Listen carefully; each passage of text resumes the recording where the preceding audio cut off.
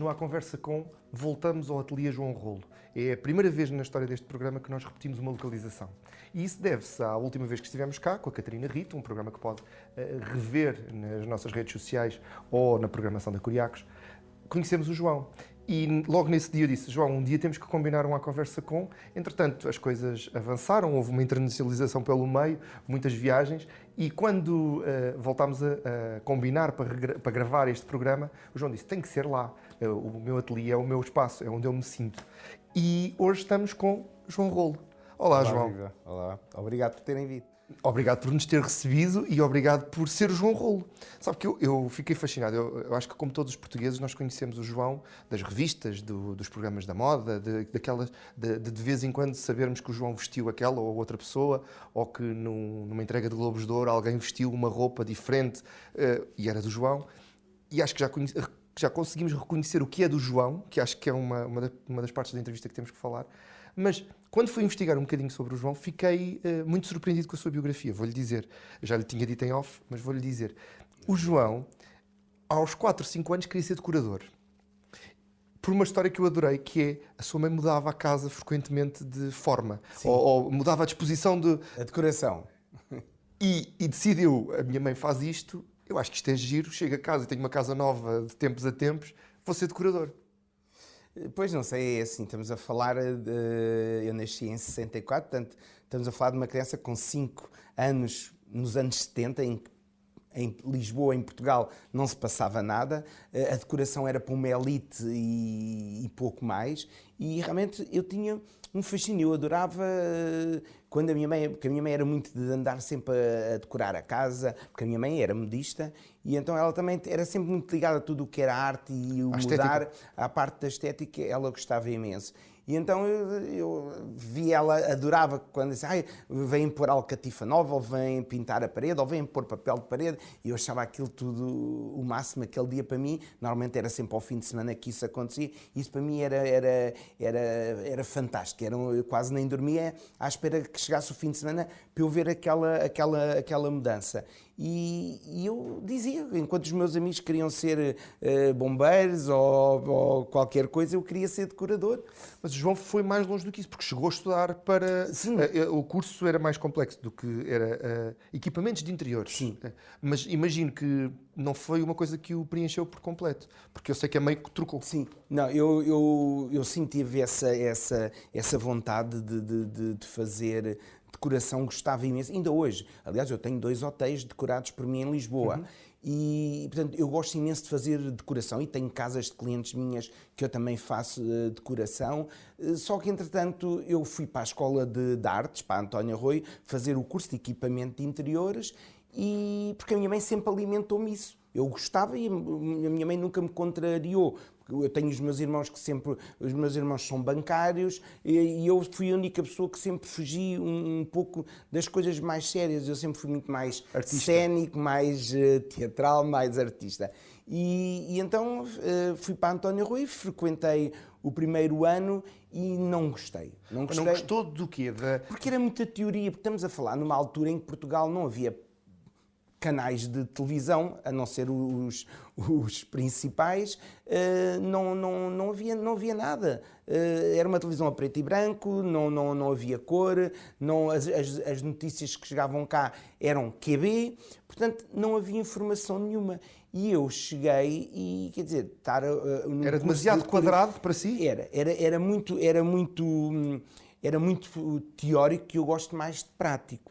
E então eu disse, eu não me enquadro aqui, porque eu, para estar a isto, eu compro livros, bons livros, e estudo e vejo por ali, porque no fundo era o que se fazia. E para mim aquilo não teve noção. E os professores disseram, mas João, não, isto é o primeiro ano, que é mais matéria mais teórica e assim, vai ver que no segundo ano melhora. E eu ainda frequentei o primeiro período do segundo ano e eu disse, não, decididamente não. E depois, entretanto, eu tinha pessoas que tinham estado comigo no primeiro ano que mudaram para têxteis.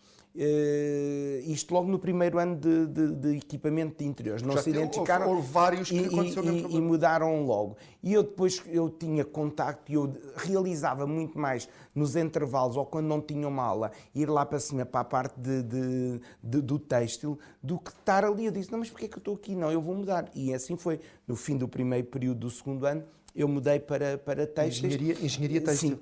Engenharia têxtil, que eu presumo, eu não sou de todo versado nessas práticas, mas presumo que também seja uma parte teórica, conhecer os materiais, como é que funcionam. Sim, mas tínhamos muitas horas de prática, tínhamos muitas horas manusear os materiais. de manusear, os toques, de tiaras, estamparia, eu estampava tecidos, portanto, tudo pintar os acetatos para depois ir à luz e não sei o quê, fazermos os rapores para fazer os quadros com os rapores para fazer a estamparia. Portanto, nós estampávamos os tecidos, nós fazíamos tecidos em tiar, portanto, era muito, muito, muito prático. E o João já pensou que o seu uso de materiais, é público que o João não estudou nunca moda, nem Sim.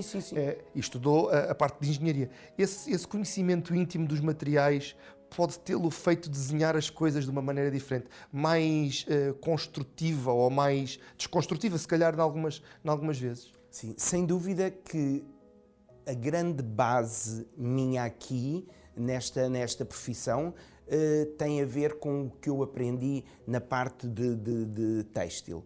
Porque nós tínhamos a tecnologia e comportamento dos materiais que aprendíamos a saber utilizar cada material em cada efeito que nós queríamos. Nós tínhamos que saber qual era o material, o tipo de tecido que tínhamos que usar para conseguir aquela estrutura, o que quer que fosse. E isso foi muito importante. Aliás, eu tenho a certeza, eu sou muito bom em cores, porque eu tenho um rigor muito grande na seleção de cores e na mistura de cores, que vem dessa minha parte toda, sem dúvida. E eu ligo muito, eu sou muito de tecidos. Eu vejo coleções, eu compro, eu tenho toneladas de tecidos que ainda não foram usados. Que não foram usados porque eu não consigo. Eu vejo uma coleção de tecidos e compro aquilo que me atrai, e eu sou fascinado, e assumo, eu sou fascinado por tecidos. Mas aí o analista em mim, que não percebe nada disto, revolta a lembrar os nossos espectadores. Aliás, basta olhar para mim e basta olhar para o estilo do João. Mas o analista em mim diria que, se calhar, a parte artística estava preenchida. O João, desde muito novo, que é reconhecido como artista, pela parte do desenho, pela parte da pintura. Os seus professores referenciavam isso. Eu encontrei essas citações. Mas, se calhar, esse lado técnico veio preencher o lado artístico e fez um pleno, um bocadinho o arquiteto e o engenheiro viverem juntos. Sim, sem dúvida. Aliás, eu acho que tanto a parte de engenharia não tanto, mas a parte de decoração e a parte de moda, hoje em dia, nos tempos que correm, andam de mãos dadas, andam paralelamente, porque as tendências da moda conjugam-se com as tendências de casa e vice-versa. Portanto, porque antigamente não havia, como é que é dizer, coleções de decoração, e hoje as coleções mudam quase de 6 em 6 meses como a moda. Portanto, hoje é muito mais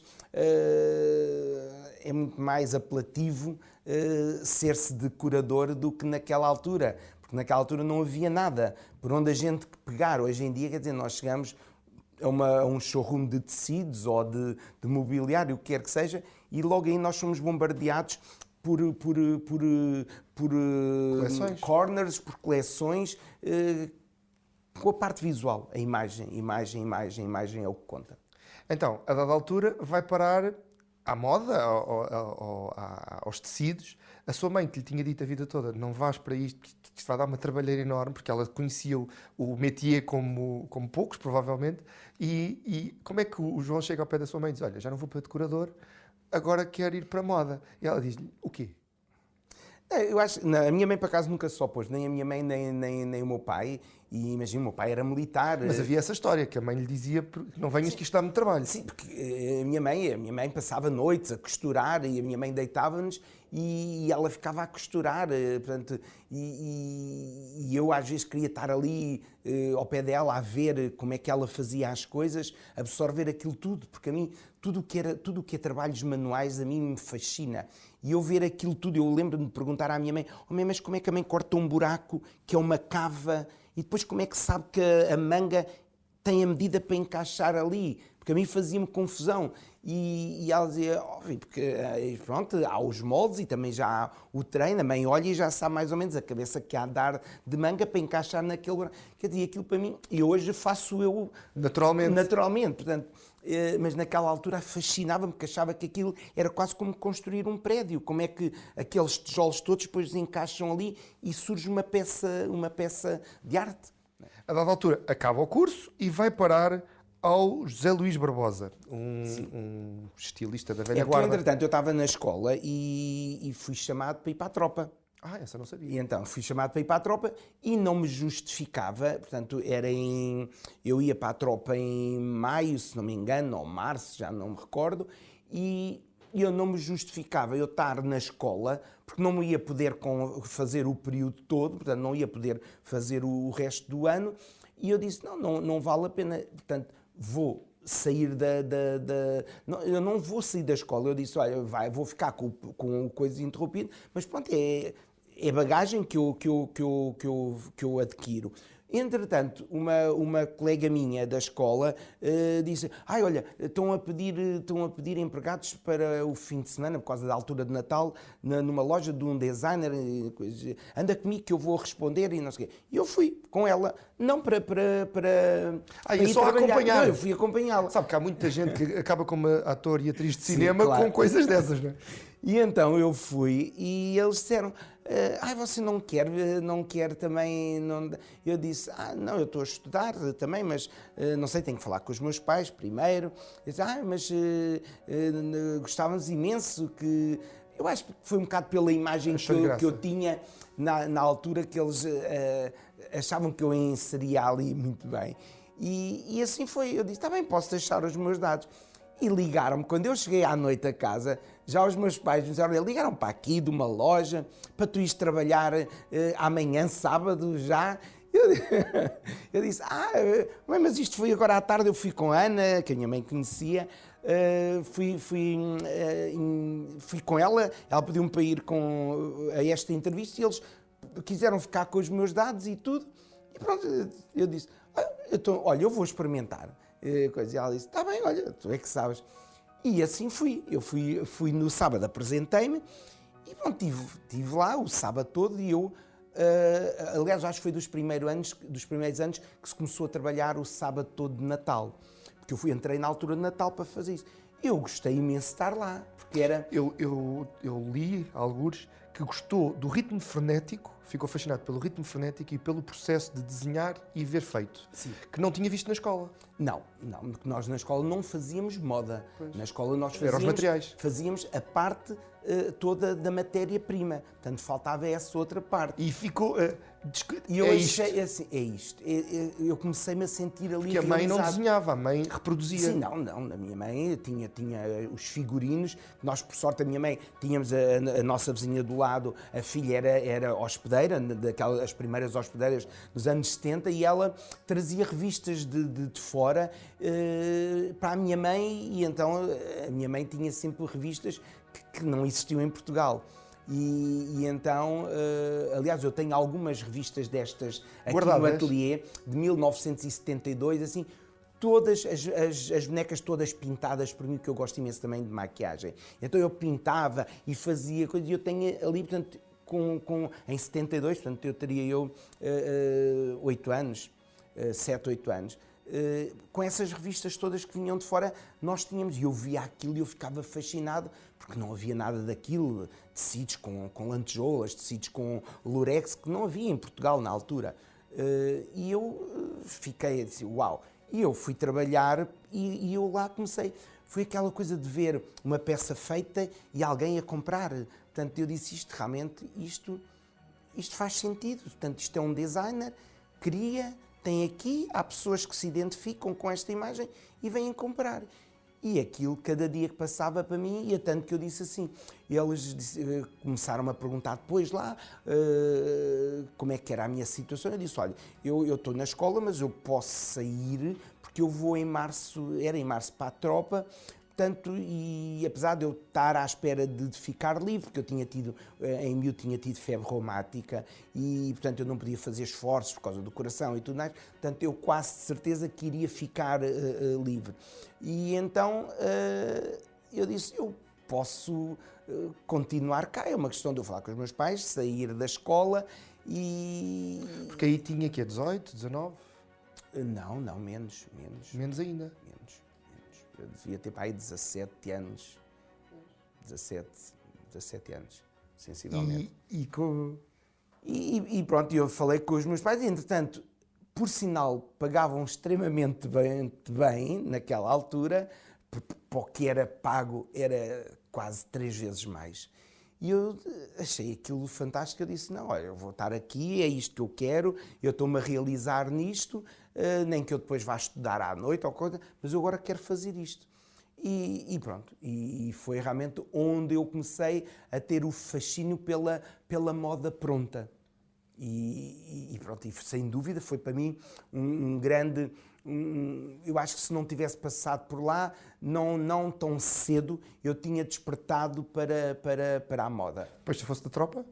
Sim, depois fui para a tropa, estive lá 2 dias e vim-me embora e voltei novamente para a loja. Entretanto, depois fui para gerente de uma loja deles, porque eu estava na Avenida de Roma e depois fui para gerente da Escola Politécnica. E porque eu era muito bom vendedor, porque eu não consigo mentir. Eu acho que as pessoas, na minha cara... A honestidade é uma das suas palavras-chave. Acho que as pessoas se conseguem... Se eu estiver a mentir, eu acho que as pessoas conseguem perceber na minha cara, porque eu não consigo mentir. Portanto, e eu acho que as pessoas, as clientes, quando chegavam lá, eu dizia, ai, fica-lhe fantástica, elas deviam de ver na minha cara que realmente eu estava a ser verdadeiro. E então eu vendia muito bem. E aliás, eu recordo-me de haver um modelo de um vestido que não se tinha vendido ainda, desde o princípio da coleção, portanto, desde setembro, e eu, nesse primeiro sábado que eu entrei para a loja, eu, nesse sábado, vendi 2 ou 3 vestidos, que não se tinham ainda vendido nenhum vestido. E porque eu gostei. Mas porque fez um styling diferente? Porque o apresentou de maneira diferente? Possivelmente, porque eu gostei da peça e quando as clientes chegavam lá, eu sugeria. E as pessoas olhavam e diziam, na mão não... E depois, que giro, olha, realmente no corpo fica tão... Porque há esse segredo, não é? Eu descobri, aliás, acho que foi uma das coisas que falei com a Catarina aqui na entrevista dela, que eu descobri, e para os nossos telespectadores saberem, que o vestido tem muito a ver com quem o veste. Eu tive o prazer de ver a mesma coleção a desfilar com 2 ou 3 modelos diferentes, porque era um conceito que a Catarina tinha, do Concept Fashion Design. Sim. E eles usavam moças do sítio onde o desfile ia acontecer, era mais integrado com a comunidade. E havia vestidos que eu tinha visto lindíssimos em Setúbal e que depois noutro sítio, eu não vou dizer porque é deselegante, noutro sítio o vestido não parecia nada. E eu estava a conversar com ela e com alguns estilistas, eles diziam, o modelo não é só o cabide, o modelo tem muito mais do que... Claro, e às vezes a maneira como se interpreta, e acredito que o João tenha posto um toque pessoal com estes sapatos ou com aquela joia... Eu acho que era mesmo o vestido, que o vestido era um vestido muito grande, todo muito em forma de trapézio, e as pessoas olhavam para aquilo e achavam que iam ficar muito gordas, muito grandes. Mas é óbvio que eu não podia pôr um vestido daqueles numa pessoa forte, porque ela ia encher o vestido. Aquilo ficava bem numa pessoa muito magra e perceber-se que tudo o resto era volume de tecido. E eu gosto sempre de usar muito tecido. Eu não consigo fazer uma peça com pouco tecido. Eu gosto de usar muitos metros de tecido. E então as pessoas, eu dizia, ai, vista, porque isto no corpo fica fantástico, fica completamente... E elas punham e realmente acabavam por comprar. E ficou por lá até ao City? Sim. Eu depois, entretanto, eu comecei... Eu já fazia roupa, entretanto, que a minha mãe começou... A primeira peça foi um vestido de noiva? Sim. A vendida? Sim. E eu, porque a minha mãe, eu estava habituado no meu aniversário, estar sempre a estrear um fato novo, coisa que a minha mãe fazia-me. E eu, naquele ano, a minha mãe estava doente, estava com problemas e estava de estômago e não sei o quê, e estava de cama. E eu tinha ido à Baixa comprar os sapatos, os tecidos, tudo. E eu disse, ai mãe, eu a ver os dias o dia de aniversário a aproximar-se, e eu disse, ai mãe, quando é que está melhor para fazer?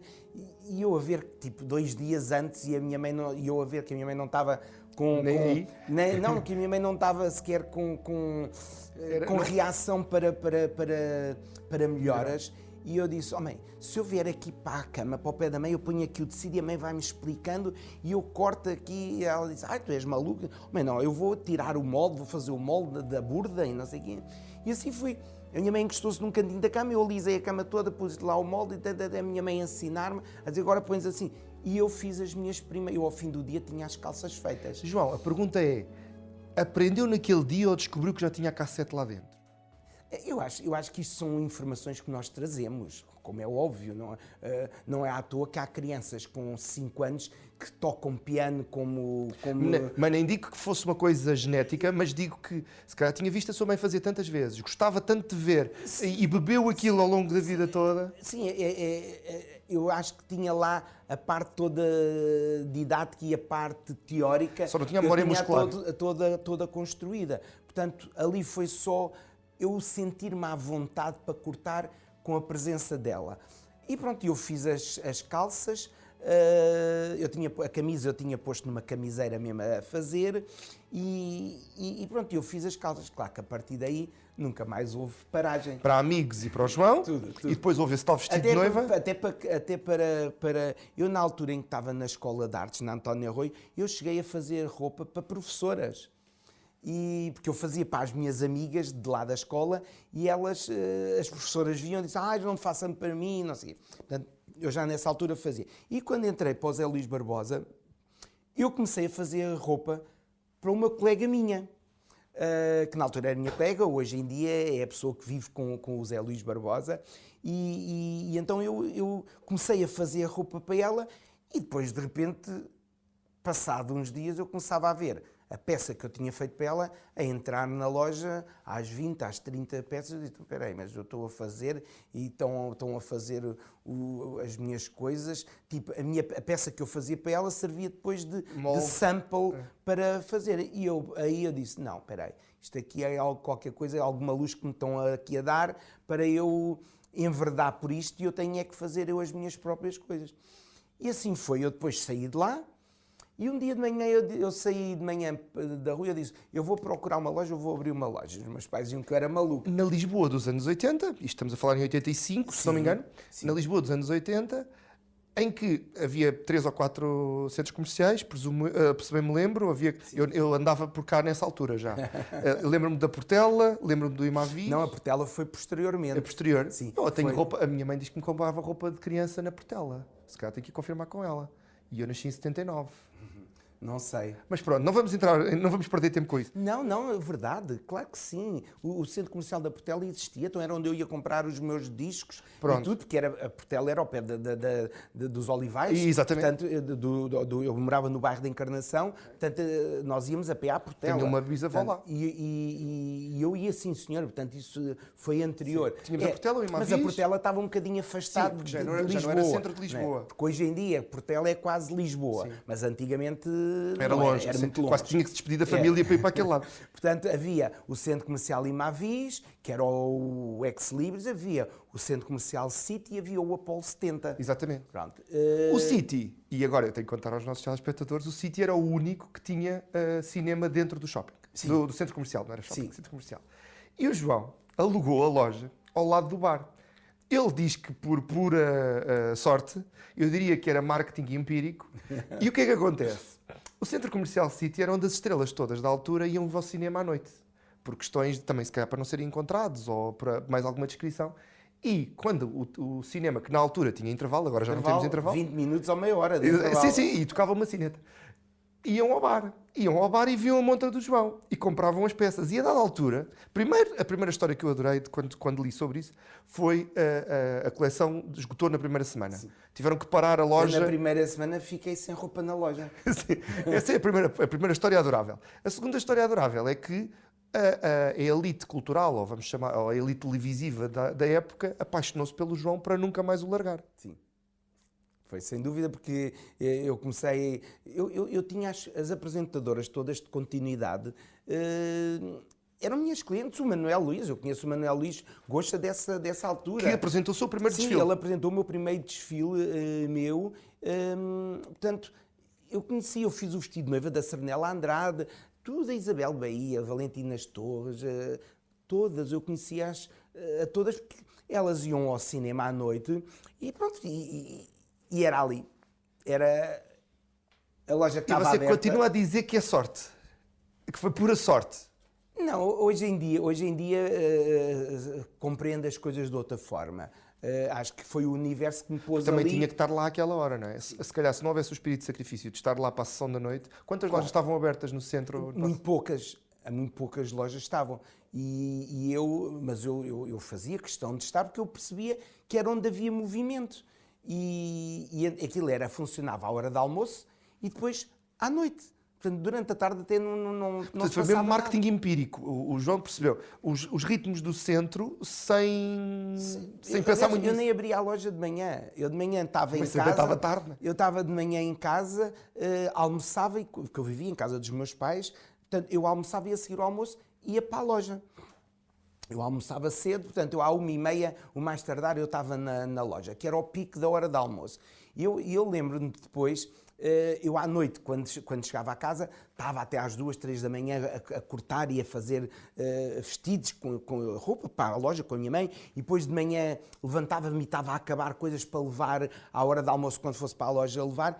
E então eu comecei, às vezes eu até estava à tarde, ainda a acabar coisas, a pregar botões ou a fazer bainhas de roupa que eu tinha levado e ainda não estava e não tinha conseguido acabar, e eu levava e era uma forma de eu estar entretido. Então eu de repente eu chegava à loja à 1h30 da tarde e tinha filas de pessoas, filas não é filas, mas tinha 5, 6 pessoas às vezes, à espera que eu abrisse, porque sabiam que eu à hora do almoço todos os dias levava peças novas. E então, às vezes, comprava umas peças ainda por acabar e dizia, João, pronto, depois eu venho ao fim do dia buscar. Acabo que eu depois ao fim do dia venho buscar. Isto foi muito giro. Foi uma altura muito gira. E o segredo era o quê? Era o tipo das peças, porque o João, a dada altura, diz que aquelas peças eram peças para festas, mas para festas em Portugal. Eu achei engraçado esse detalhe, porque nós não tínhamos, ainda hoje não temos, um red carpet tão... Não, mas eu na altura não fazia roupa de festa. Eu na altura eu fazia uma moda muito vanguardista, porque havia todo o movimento punk de Londres, havia a moda Warlow, e porque havia os Spandau Ballet, os Duran Duran, todos esses cantores, esses grupos que foram grandes influenciadores da moda a nível mundial, e então eu fazia aquelas roupas todas muito, muito extravagantes. Na verdade eram roupas para usar, mas as pessoas usavam em festas. Sim, mas que eram extravagantes, mas eram Usáveis. puníveis, eram usáveis, mas eram diferentes. E era isso que as pessoas gostavam, era chegar e atenção, eu já na altura não vendia a minha roupa muito, muito barata. Portanto, e as pessoas compravam, eu não era conhecido. Pronto, entretanto, comecei a ser conhecido, porque o Hilário Clima, que também era meu cliente, variedíssimas pessoas, que depois começaram, o Carlos Castro começou a escrever sobre mim, e pronto, quer dizer, eu de repente comecei... Como é que foi para Era um miúdo de 22 anos, nesta altura, 23, 24, 25. Como é que foi? Foi assim uma apoteose de aventura? Como é que agora ao João de 35 anos de carreira, pergunto, como é que foram esses anos? Ficou fascinado com as pessoas gostarem tanto do seu trabalho? Sim, eu fiquei muito contente e fascinado por eu ter um público, por haver pessoas que consumiam aquilo que eu fazia. Portanto, eu não tinha curso de moda. Portanto, eu tinha uma parte estética muito aprimorada, Agora vou ler uma citação, que eu trouxe citações do João, e está aqui uma citação que fala disso, que é, espera aí, onde é que está? Eu também me pergunto qual é a minha diferença do que faz com que os meus trabalhos sejam especiais E logo a seguir diz: um dos meus segredos pode ser um sentido de estética profundamente apurado. Acha que o sentido de estética é um dos segredos? Acho, sem dúvida. Porque há vários. Se quiser, eu digo-lhe outros. Quero que lhe diga outros. Eu tomei nota. Porque eu fui ouvir o que as outras pessoas diziam de si. Rigor, paixão, perfeição, detalhe, honestidade, que falávamos há pouco como vendedor, e dedicação. Esses são os segredos do sucesso dele. Sem dúvida, sem dúvida. Acho que não é um todo. Depois, eu acho que tem a ver com a entrega minha, porque é numa outra citação que há pouco falámos, eu não consigo sair de casa para vir trabalhar sem estar feliz. Eu tenho que entrar nesta loja feliz e eu tenho que sair daqui do ateliê à noite feliz com o que fiz. Claro que há dias melhores, há dias piores, há coisas que correm melhor, há outras coisas que correm menos bem, mas é sempre produtivo. Até porque as coisas correm menos bem, ensinam-nos num outro dia a sermos melhor quando fizermos novamente a mesma peça. Portanto, todos os dias é uma aprendizagem, e quem diz que sabe tudo é mentira.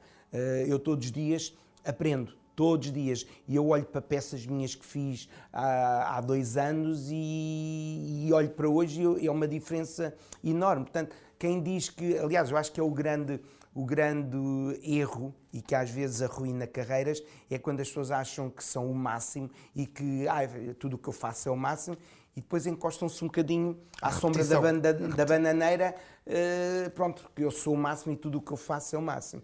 E isso aí depois é... Porque a moda, nós às vezes, quando nos deitamos, às vezes já estamos atrasados para a moda, porque a moda hoje em dia é criada a uma velocidade tão grande que nós, quando nos deitamos, às vezes já estamos atrasados. O João fala isso, mas eu também me lembro, e eu lembro-me dessa altura, mais jovem, o João era o super sumo de tudo. O João fazia as roupas do Festival da Canção, o João fazia as roupas que apresentavam as grandes galas, o João estava em tudo e em todas. Não foi cansativo esse... Eu imagino que agora estamos outra vez num ritmo desses, com a internacionalização, imagino que seja muito cansativo estar a criar e a criar e a criar, e agora com uma complexidade diferente, porque está a criar para realidades diferentes, que também já... Também gostava de falar consigo sobre isso. Mas naquela altura não achou que nunca ficou exausto?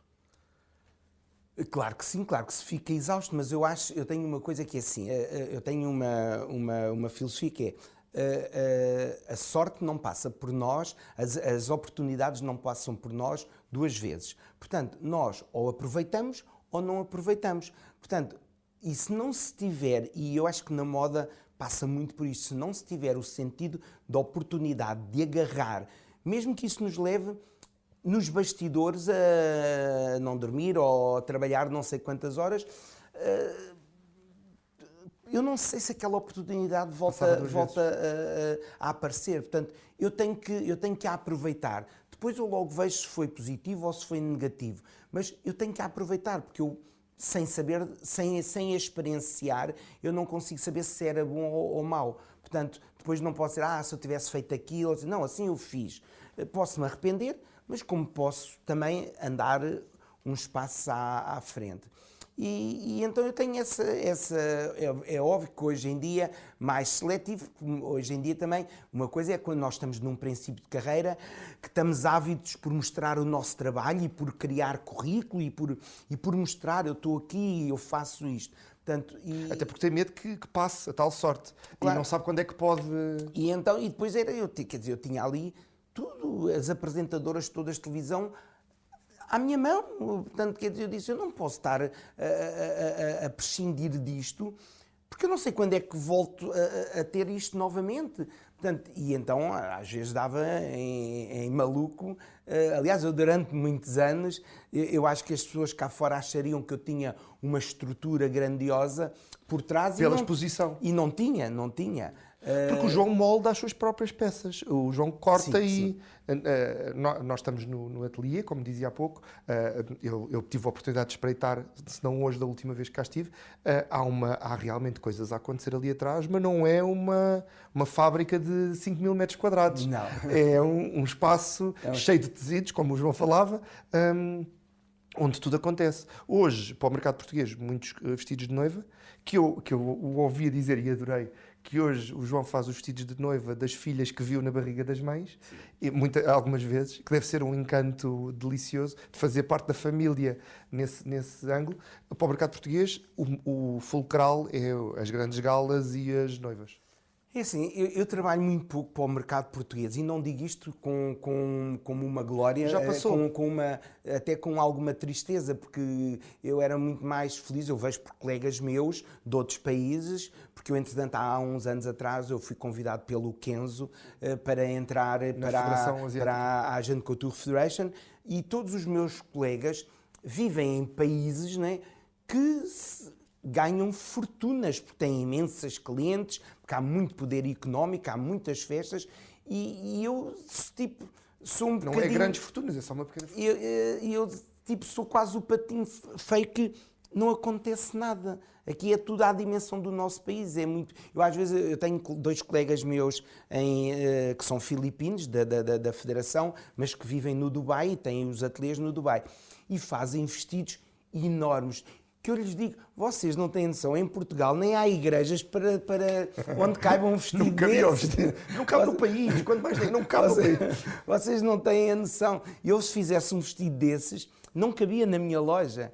E eles riem-se porque, como veem as minhas coleções, e dizem, ele é louco, ele está a ver isto a brincar connosco. Mas eles realmente não têm a noção que eu trabalho em 150 metros quadrados.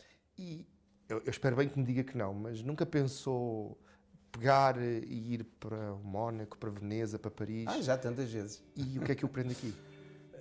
Não sei, eu acho que é mesmo o país. Nem tantas pessoas, mas o país. Eu gosto imenso de viver em Portugal, gosto imenso de viver em Lisboa.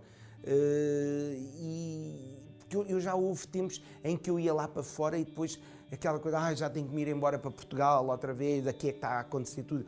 Hoje é o contrário, eu vou lá e desejoso é de me vir embora para aqui, porque eu acho que nós vivemos...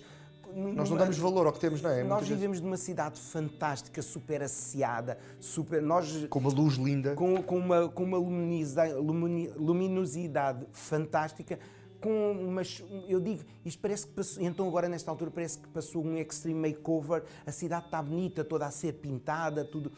Portanto, seguro, e isto realmente é fantástico. Eu tinha um encanto muito grande por Paris e eu sempre disse que eu um dia venho viver para Paris porque eu adoro esta cidade. Eu hoje vou a Paris e venho desde embora... os atentados. Porque Paris está uma cidade escura, sem beleza, sem cheia glamour. Cheia de militares na rua, não é? Com uma mistura muito grande de culturas, de povos.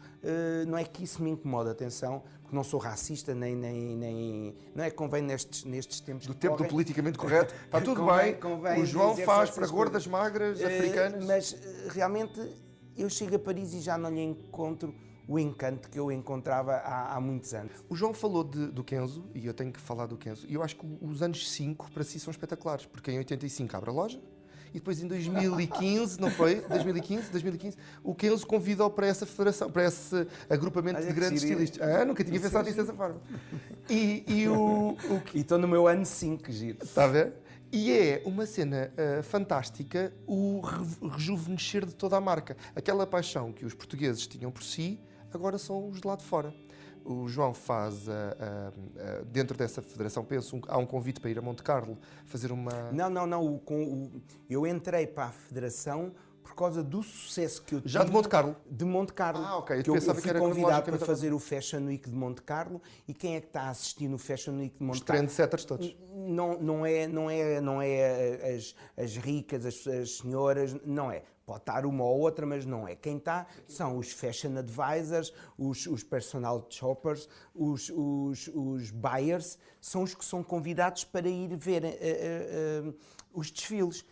E acabou o meu desfile e eu comecei a ter aquelas pessoas todas a subirem pela passarela. Aliás, eu tenho que contar em confidência, porque temos amigos comuns que me contaram, porque eu estava a fazer perguntas sobre si, que eu tive que investigá-lo, que não vinha aqui sem conhecer. E diziam que a seguir havia um estilista, se não me engano, russo, penso eu, e a comunidade russa na... Porque estavam a comemorar o ano da Rússia, então escolheram um designer russo para encerrar. Que já fez o desfile às moscas, porque toda a gente tinha ido atrás para conhecer os materiais e para conhecer o João. Então, estavam lá, porque estavam lá alguns portugueses. Sim, sim. E realmente foi que eu fiquei um bocadinho para mas o que é que está a acontecer? E o que tinha acontecido em Lisboa em 85 acontece no Mónaco ou em Monte Carlo em 2015, com um buzz enorme à sua volta, e que daí advém o primeiro Festival de Cinema de Cannes, Sim. depois os festivais de cinema de Veneza, entretanto Hollywood. O João foi E tem esse redescoberto convite para pertencer à Asian Couture Federation, que é uma federação só com designers asiáticos, e eles vieram-me buscar aqui, a mim, precisamente, porque eles depois andaram 2 anos, isto contaram-me depois, eles, como é óbvio, eles viram-me, tiveram conhecimento de mim em Monte Carlo, e depois andaram 2 anos a analisar o meu trabalho. Por sorte, como eu a seguir comecei a entrar no Festival de Cinema de Cannes, e eles lá na Federação ligam muito a celebridades vestidas por designers e tudo mais. E então pronto, começaram a ver e foi aí que eles me convidaram, que fazia todo o sentido eu estar na Federação, e eu tenho o título de costureiro internacional extraordinário, portanto que é um título muito grande. É um reconhecer. Estou eu, está o Jean-Paul Gaultier, está o Renato Balestra, que tem 92 anos, tem a herdeira da Fendi, que também está como governador. Portanto, que aquilo depois há os designers, há os governadores que avaliam o trabalho dos designers. Aquilo é uma federação muito Organizada. complexa. E pronto, e isso foi tipo eu acreditar em mim e acreditar que valia a pena, se calhar, investir na internacionalização. Mas o João já tinha testado a internacionalização antes. O João, com uma coleção de tapetes, estava presente em 67 países. Esse teste foi um teste que para um degrau mais alto, ou Não. isso não chegou? Não chegou Não. para... Não, Porque o João pelo meio, desculpe interrompê-lo antes de responder, o João pelo meio, só para que os espectadores saibam, para além da fabulosa carreira como costureiro, tem os tapetes, que eu falava há pouco, agora perdi.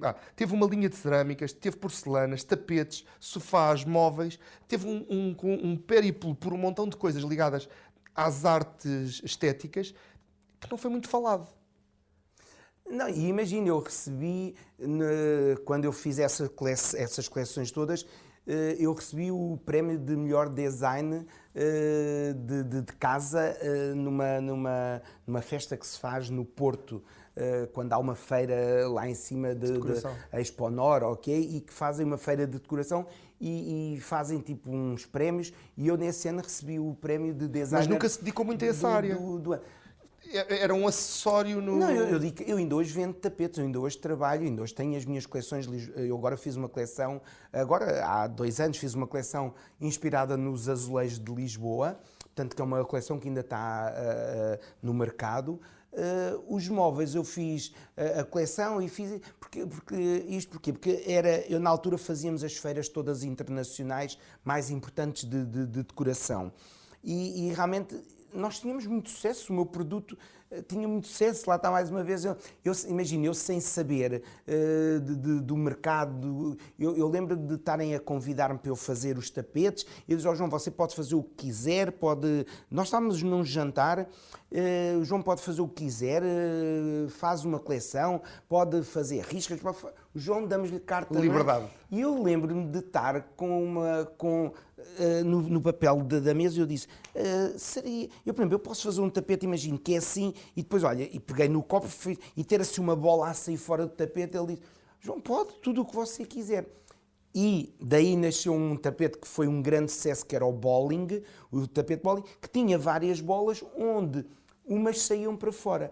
E então eu comecei a pegar nisso e comecei a desenhar a minha coleção com elementos a sair para fora dos tapetes, que sem eu saber, não existia nada no mundo dos tapetes assim.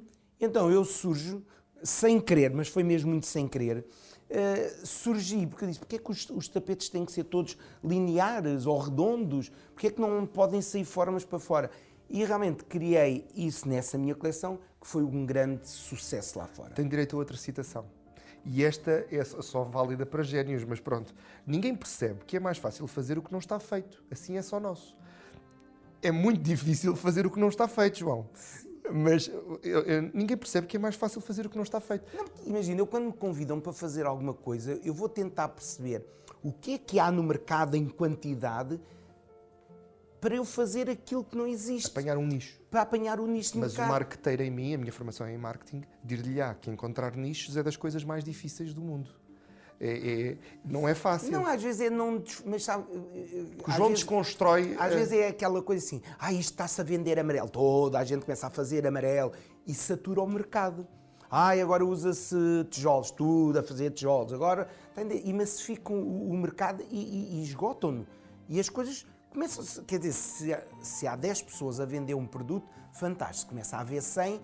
É aquele mercado a ser dividido por 100 pessoas. E satura e morre. Mata o mercado. E então eu sempre fiz isso. Ok, estão todos a fazer isto, então eu vou fazer o que não se está a fazer. E tem corrido muito bem. Tem corrido bem. Agora, o João neste momento tem a loja de Lisboa, onde nós estamos. Tem uma loja em Puerto Banús, em Marbella, na Espanha. É vendida em Paris, no Mónaco, na Rússia. Os públicos árabes adoram-no. Onde é que arranja tempo para esta gente toda? Porque eu imagino que um vestido da Rússia não seja parecido com um vestido árabe e que um vestido do Mónaco não seja parecido com nenhum dos dois anteriores. Mais ou menos, porque assim, eu tenho o meu design e as pessoas compram se gostam. Eu não sou... Não pensa, este vestido vai funcionar óbvio, ali? Para os mercados árabes tem sempre tendência a não fazer tantas transparências, a fazer mangas compridas, porque adoram mangas compridas, não fazer decotes exagerados. Quer dizer, há algumas coisas que temos que ter no nosso conceito quando estamos a desenhar.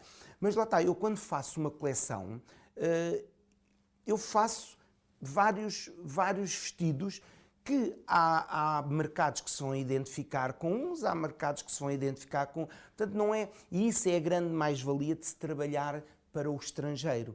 Porque eu, quando fazia os desfiles aqui em Portugal, eu fazia...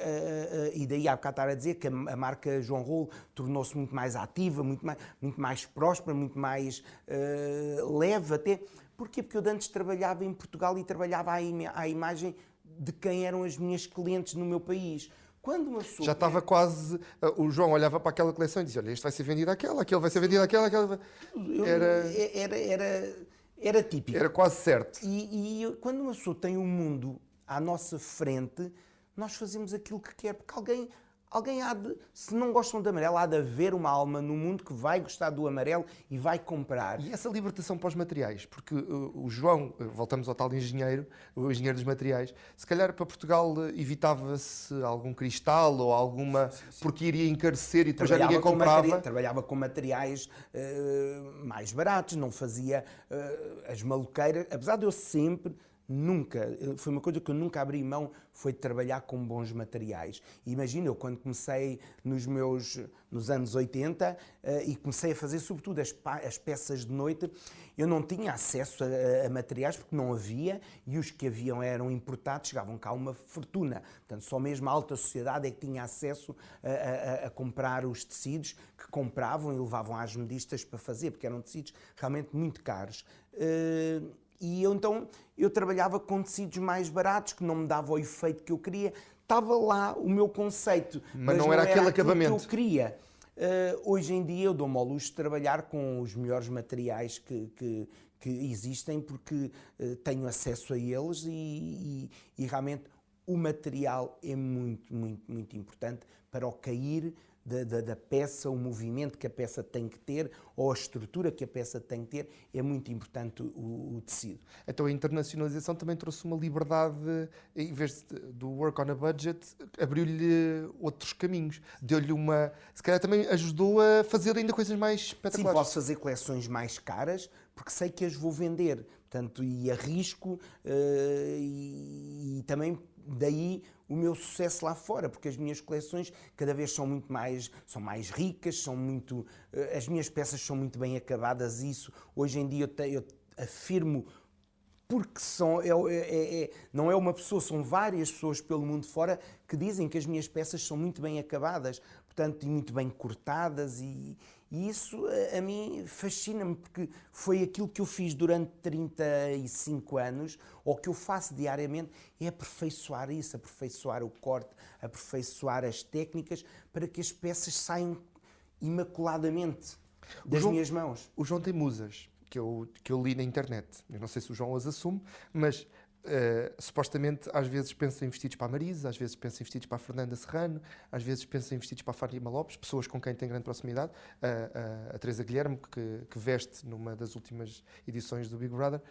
Quando o João desenha para aquela pessoa, ou desenha para uma pessoa imaginária que ninguém conhece, para uma pessoa que o João conheceu e que ninguém sabe quem é. Como é que isso funciona na sua cabeça? Não, é assim, eu por norma ou usam peças que eu tenho feitas e que lá está da coleção, eu vejo, olha, para esta festa é gipores, é assim. Outras vezes crio propositadamente, porque me apetece. E sabe como é que aquilo vai cair? Porque é preciso. Esta festa é assim, não, que vai chegar de mini saia, não sei o quê. Pronto, tenho que pôr uma coisa já mais à frente, mais internacional.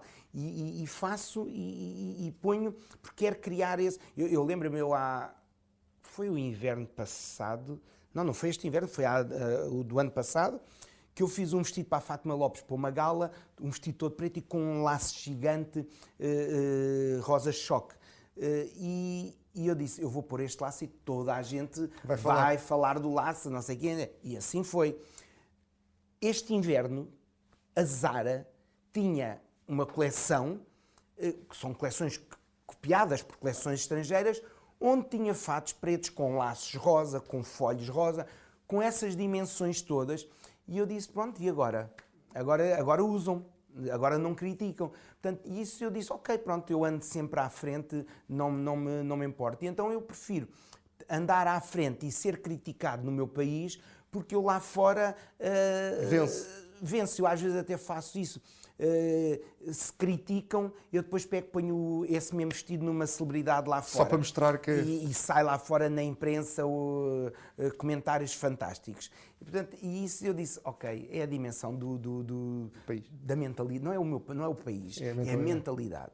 Porque o nosso país é fantástico, é um país pequeno, mas é fantástico. É fantástico e tem-se feito coisas muito giras em prol do país, das cidades, e realmente não é à toa que o turismo vem e adora. Não é?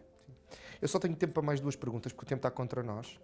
Não é por mim, que eu ficava cá 2 horas a falar com o João, porque há aqui muitas coisas para falar, mas o João tem uma prova daqui a pouco, então nós temos mesmo que nos despachar.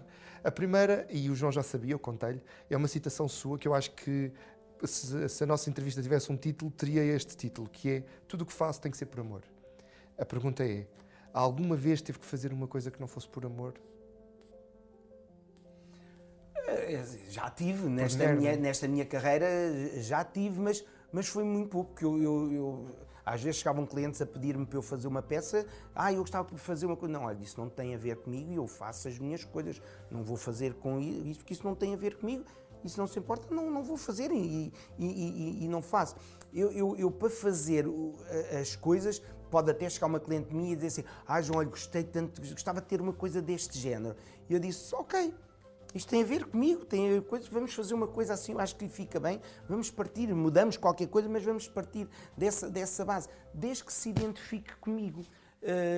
Agora sou incapaz de fazer coisas que não tenham a ver comigo. Não tenho. Eu vou cometer uma inconfidência com os nossos telespectadores. Quando eu telefonei para o João a marcar esta entrevista, disse-lhe na brincadeira, e os nossos telespectadores já sabem que eu sou brincalhão, disse na brincadeira, o mercado não deve estar grande coisa por causa da pandemia, essas coisas todas, mas nem que seja para vender máscaras. E o João disse, não, está fora de questão, porque a moda não serve para homenagear coisas más. E eu achei isso adorável. Acho que esse lado de... É porque, é assim, eu gosto de estar nesta profissão porque estou em contacto com o belo.